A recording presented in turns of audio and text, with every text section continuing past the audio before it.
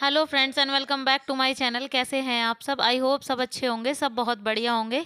तो जी, दिन है शुक्रवार का, तारीख है 25 नवंबर और अभी टाइम हो रहा है शाम के करीब बज रहे हैं 4 सवा 4 का ही टाइम हो रहा है। मैं शाम के टाइम आज अपना ब्लॉग स्टार्ट कर रही हूँ।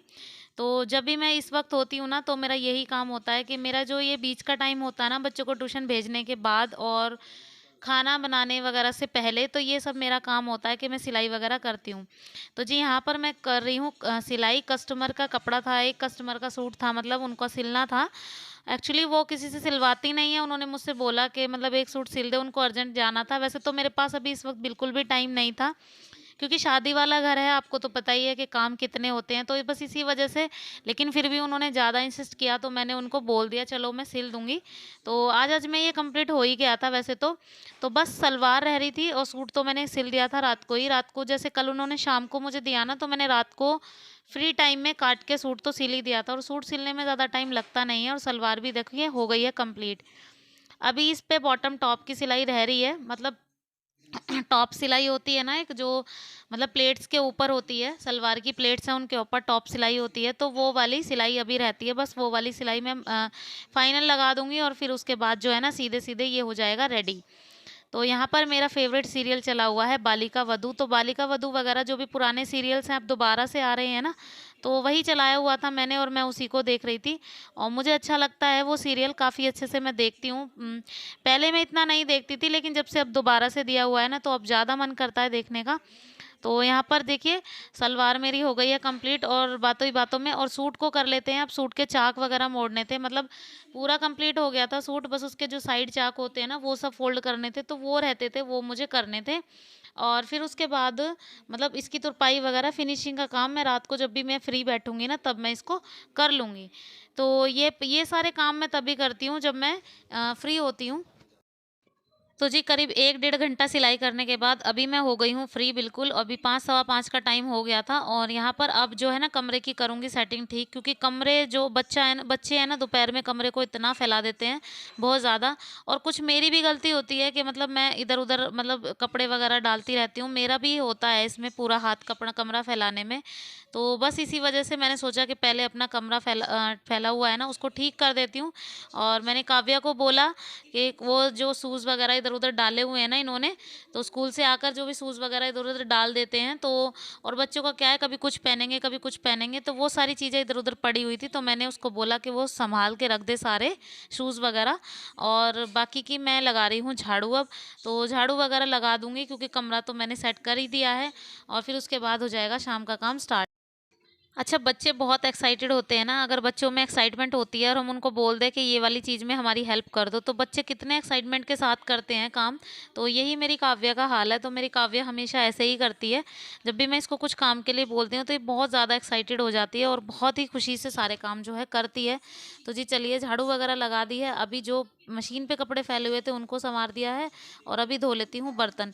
तो बर्तन पड़े हुए थे बहुत सारे, क्योंकि बच्चों ने दिन भर जो खाया पिया, चाय नाश्ता किया, वो सब पड़े हुए थे। क्योंकि बच्चों का तो आपको पता ही है, एक ग्लास में पानी पिएँगे, फिर दूसरा ग्लास लेंगे दूसरा बार पानी पीने के लिए। तो बस इसी वजह से मेरे बर्तन थोड़े ज़्यादा हो गए थे। और यहाँ पर मैंने मतलब बीच में 3 साढ़े 3 बजे करीब चाय वगैरह भी बनाई थी ना, मतलब 3 बजे से तो पहले ही बनाई थी, उसके बाद ही बच्चे ट्यूशन गए थे, और फिर चाय वगैरह के बर्तन भी थे। तो जो भी सारे बर्तन थे ना, वो एक ही बार अब साफ़ कर रही हूँ। एक बारी सुबह किए थे और अब जो है कर रही हूँ। तो जब सिलाई पे बैठ जाती हूँ ना एक बारी, तो ऐसा ही होता है हमेशा कि मतलब सिलाई पे बैठने के बाद फिर ये लगता है कि पूरा काम कंप्लीट करके ही उठेंगे। तो बस इसी के चलते काम जो है थोड़ा पेंडिंग रह जाता है। तो यहाँ पर जो है बर्तन वगैरह सारे साफ़ हो गए हैं मेरे। और फिर उसके बाद मतलब अभी टाइम था मेरे पास, 5 साढ़े 5 बज गए थे।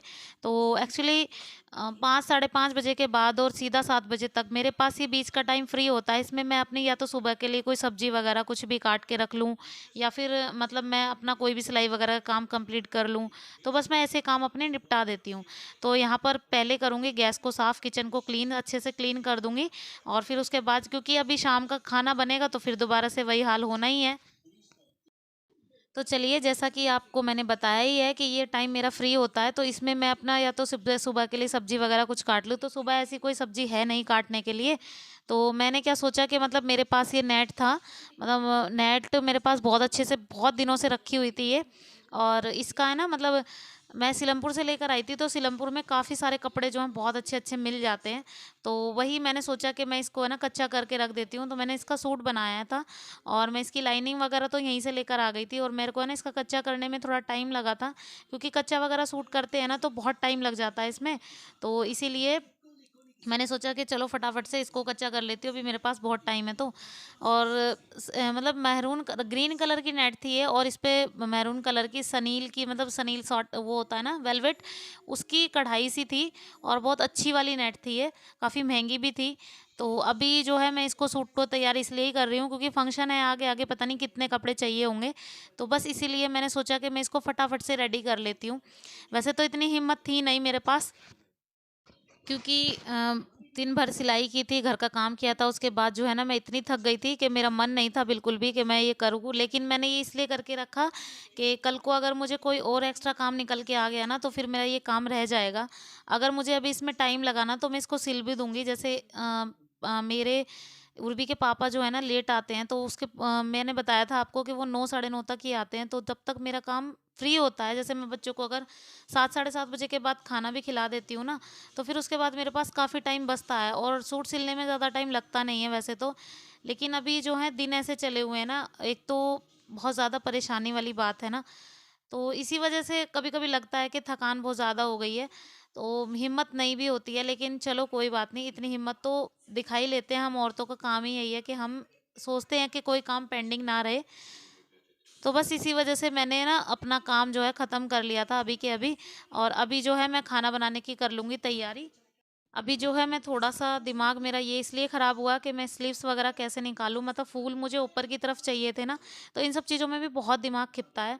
तो मैं कुछ ऐसा निकालना चाह रही थी कि मैं अपनी बेटी का सूट भी इसमें से निकाल दूँ, क्योंकि दोनों माँ-बेटी एक साथ पहनेंगी तो थोड़ा अच्छा भी लगेगा। तो इसीलिए ना आपने देखा होगा ना कैटलॉग में, यूट्यूब पर बहुत दिखाते हैं कि माँ-बेटियाँ एक से कपड़े पहनती हैं।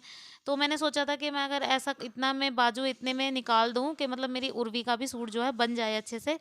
तो ऐसा हो गया था जब मैंने सिला ना, तो हो गया था ऐसा।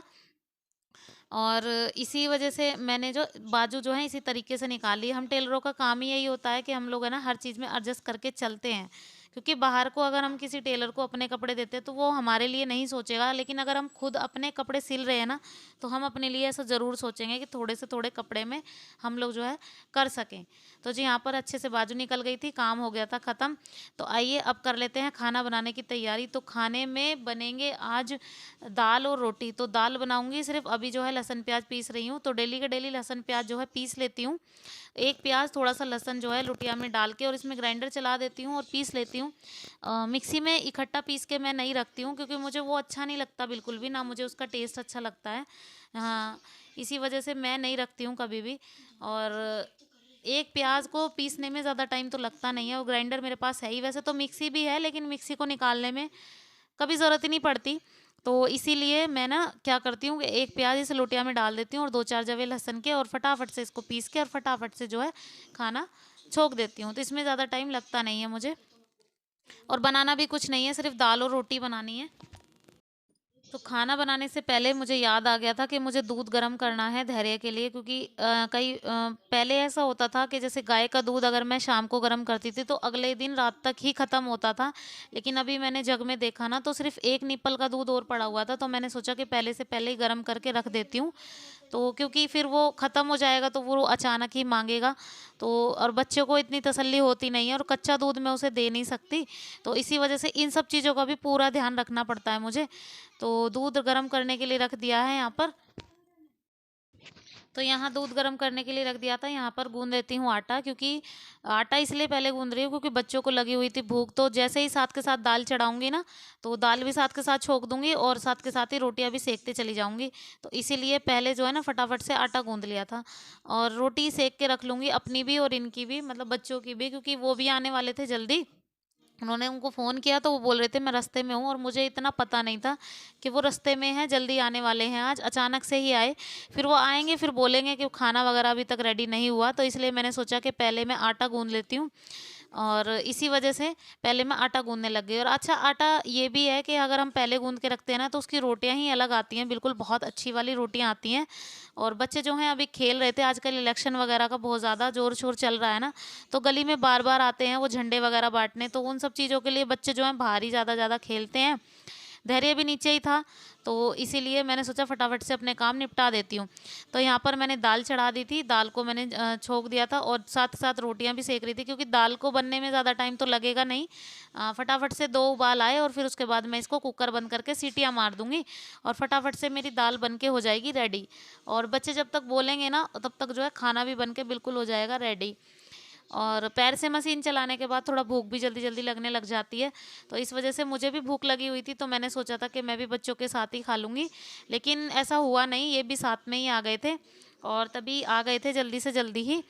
और रात का टाइम ऐसा ही होता है। रात के टाइम में होता क्या है ना कि वैसे टाइम फिक्स तो होता नहीं है कि मतलब हमें किस टाइम तक काम करना है, लेकिन फिर भी बस इतना होता है कि हमें ना बस इतना पता होता है कि हमें जल्दी से जल्दी बच्चों को खाना खिलाना है और बच्चों का ध्यान भी रखना है इसमें।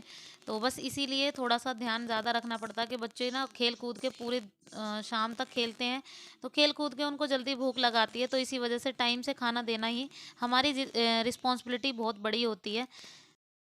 क्योंकि घर का पूरा काम एक तरफ और बच्चों को खाना खिलाने का काम एक तरफ, ये काम निबट जाए ना, तो समझ लो हमारी आधी से ज़्यादा टेंशन निकल जाती है।